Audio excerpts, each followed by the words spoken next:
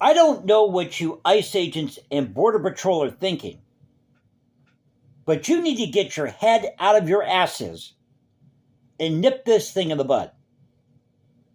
I'm sorry, and I'm an independent voter here, but we can't have ICE agents and Border Patrol going around and beating up on people, ganging up on them, and then shooting them dead in the street. That's Nazi Germany. That's Stalinistic Russia. That's Castro's Cuba. Now, I've said this before, I'll say it again. I'm all for going after illegal immigrants. But there's a way to do it. And none of these illegal immigrant operations should be done without the coordination of the local police departments or the signing off of a warrant by a judge, a local judge. Period. End of story. So now we have another ICE-involved shooting. The Border Patrol was there. I've looked at the video. There's different videos circulating here online. But this has got to end. And I think it's getting to the point, and I hate to say this, it's getting to the point that Minnesota might seriously have to think about seceding from the Union. We cannot live in this thing called the United States if the federal government is not going to do its part and protect the rights of the states or individual citizens. If it's going to abuse its power, overstep its bounds, and start taking people out, ganging up on them, because you don't like what they have to say. Now, if you're obstructing federal agents from going in and carrying out these illegal immigration raids, then you're in the wrong, plain and simple. And there was this presser, I got to share this with you, and it's very telling. Now, let's get to the headlines about this, but it's very telling in this presser. They only took 2 questions. You want to know why? Because I think these journalists were getting a little too close to the truth and they didn't like it. You guys at ICE, you guys, the Border Patrol, need to be upfront and honest about what's going on here. Now, looking at this protester, he looks like your typical left-wing protester you find in a city like Minneapolis. He just does. 37-year-old Alex Pretti, I believe is his last name. I think there was a better way to handle this, but this is like Rodney King. It's like Rodney King all over again. Is this 1991? Except Rodney King didn't get shot. He was beaten by the cops. Those cops got off. I think they went back and retried some of those cops later. If I'm not mistaken, you can correct me in the comment section below. But it's like the summer of love, 2020 all over again. It's like 1991, Rodney King. So here are the headlines that are out there about this. By the way, welcome back to the channel. Pardon me. Culture Confederacy here. It's Sunday morning, well, early Sunday morning, doing this on the overnight shift at work on my downtime. Kind of slow tonight. But if you've been with me for a while, thank you for watching and subscribing.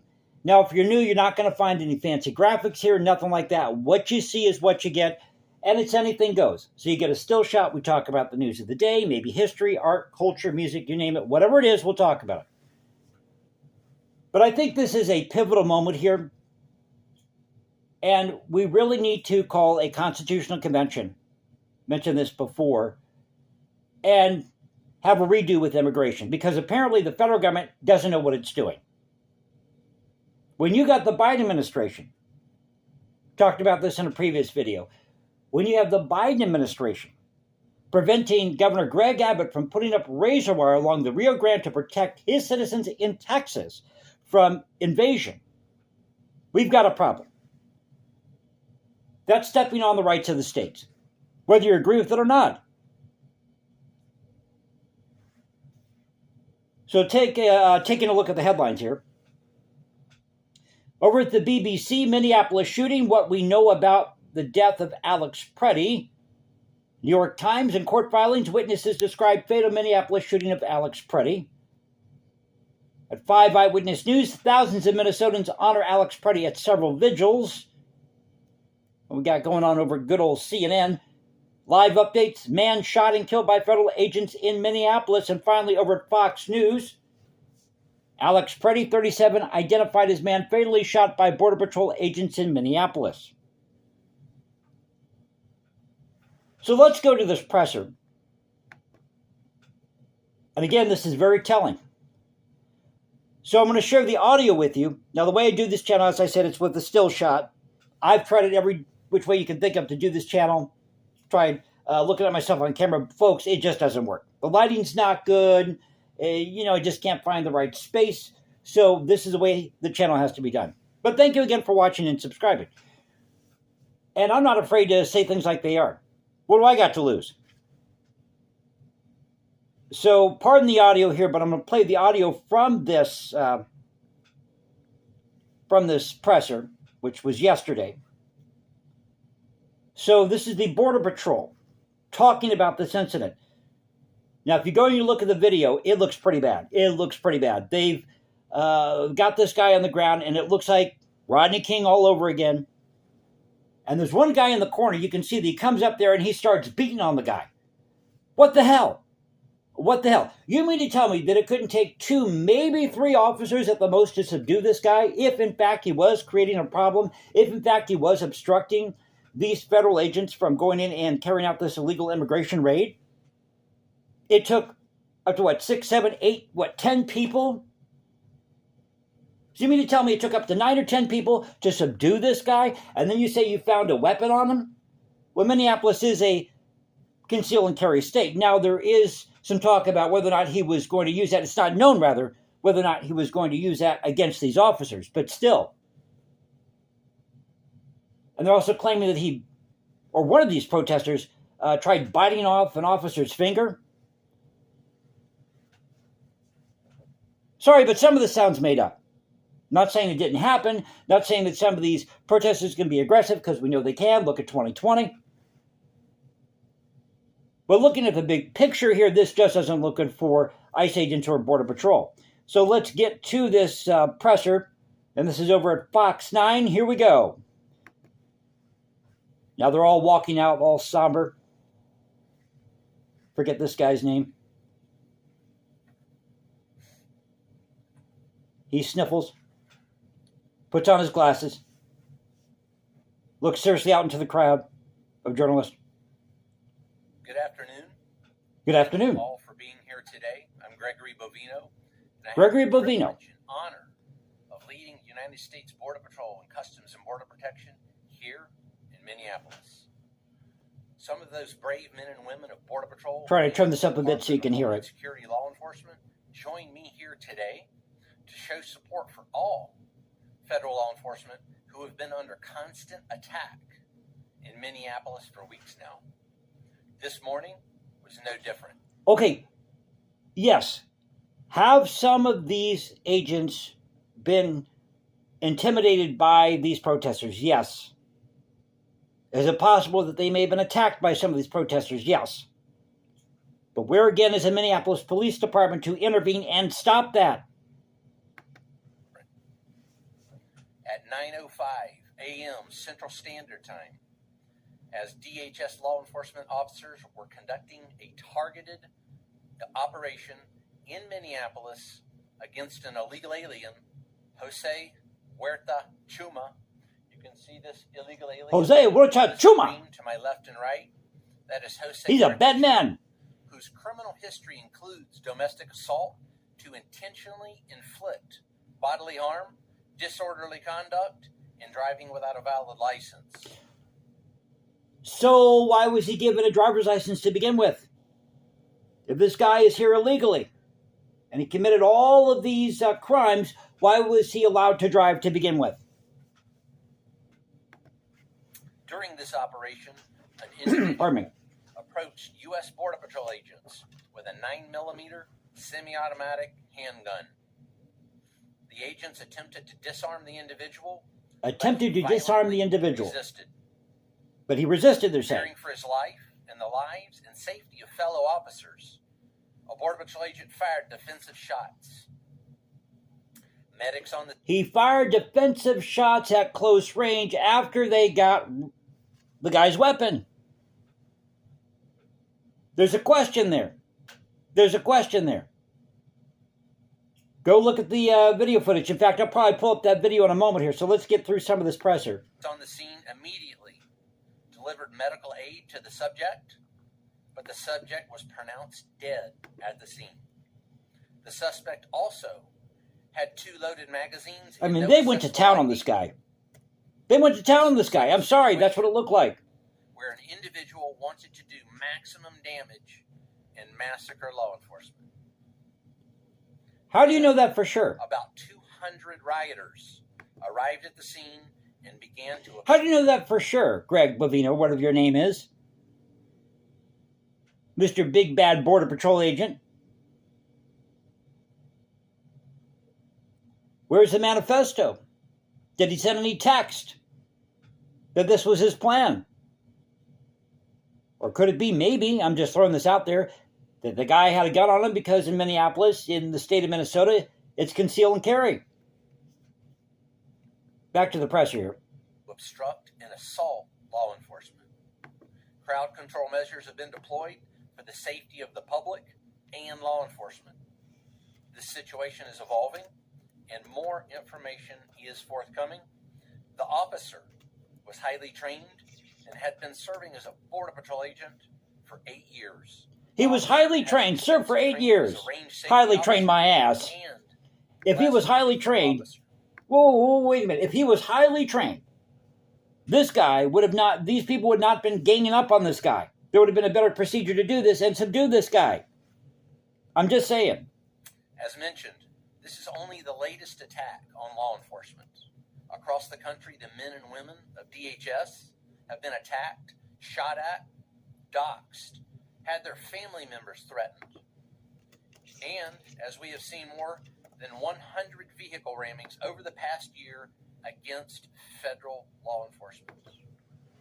Okay, that might be going on, but again, where is the Minneapolis Police Department to intervene and stop that? And what about these incidences of people that, like this lady who was just going to her doctor's appointment that got pulled out of her vehicle? I saw the footage. She was a legal U.S. citizen. Some of these off-duty police officers have been stopped by ICE. And they reported to their superiors what was going on. They can say, well, maybe that's politics. But when you got, the police chief in Brooklyn Park or whatever it was in Minneapolis coming out and saying, hey, this is happening to our off-duty officers. And in the very beginning of that presser, he said, it's important that we handle illegal immigration. They allow ICE to do what it needs to do, or already said. So it didn't sound to me like he was anti-ICE. He's saying this is what's happening. This is what we're hearing from our off-duty officers. There's a problem here. You guys need to fix it. Back to the presser here. Sniffles again. We will not allow violence against our law enforcement officers, and we need state and local help. State and local law enforcement to help us coordinate to get violent criminals off the streets. But they've been there for God knows how long. All you had to do was, it sounds to me like there's a power play. That these big bad ICE agents or Border Patrol agents just want to go in there because it's a federal government and we'll do what we want. Remember, there's that article out there saying that they had sweeping powers. Now people are coming out, or the administration's coming out and saying, no, this is from a left-wing group. Well, the fact is that you got a memo out there saying that they don't need a judge to sign off on a warrant. All they need is administrative warrants to go after these people. Mayor Fry and Chief O'Hare just a few minutes ago did the opposite of that by omitting the fact that the suspect had a gun and magazines full of ammunition. Okay, so he had a gun, had a magazine full of ammunition. Can you prove, beyond a shadow of a doubt here, that this guy was planning to attack these ICE officers? Again, if he was impeding this, obstructing this illegal immigration raid, then he's in the wrong. But these ICE agents and Border Patrol agents should not be ganging up on people like this and beating the tar out of them. I saw the video. Where's this guy been? In what looks like a situation, again, where an individual wanted to do maximum damage and massacre law enforcement. Let's show the evidence of that. I'm skipping ahead here. So let's get to the questionnaire part of this presser. You're not going to be able to hear the questions. They're kind of muted. But here's his response. Listen to this. Allie, this situation, again, is evolving. This situation is under investigation. Those facts will come to light. This particular incident is being investigated.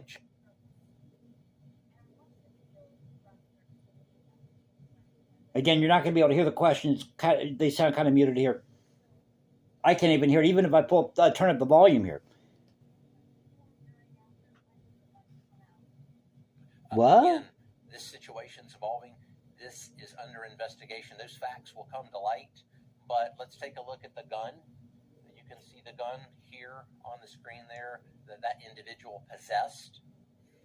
It appears to be a semi-automatic, high-capacity type, possibly a 6-hour 9mm. All right, no more questions. You only took 2 questions in this presser, and some lady comes out and says, no more questions, no more questions. There's something seriously wrong with this picture. So I'm going to try to see real quickly here, for the sake of time, if I can get to some of this footage with the incident that happened. We'll go to CBS News, just pull up whatever I can find. There might be an ad in front of this, so I'm going to try to mute that. So as my computer, as this ad's kind of playing through here, let's reassess this. So you have footage out there of a protester who was apparently being subdued by all of these ICE and Border Patrol agents or officers, and the footage looks pretty bad, reminiscent of what's happening with Rodney King. Right way to move. Sorry about that. Forgot to mute the ad here. So let me skip through this. So this is over at CBS News. Turn up the volume here. Him is a biker, and we're sort of getting more information in on his life. We don't know if there ever will be. Seeing if they have the footage here of it.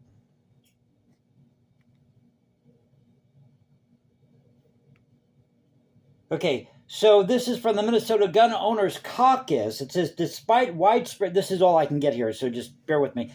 Despite widespread speculation regarding intent, there's been no evidence produced indicating an intent to harm the officers. We're calling for a full and transparent investigation by both state and federal authorities. Every peaceable Minnesotan has the right to keep and bear arms. They're going to have a really tough hill to climb here to prove that these ICE agents were doing this in self-defense, like the case with Renee Good. So tell me what you think in the comments section below. Hope you enjoyed the video. If you did, don't forget to follow me at Instagram 197711. Find me at Substack, or go to Culture Confederacy at CultureConfed1 on X. This is the Culture Confederacy saying peace out. Stay safe, everybody. God bless. Keep up the culture, and I'll catch you next time.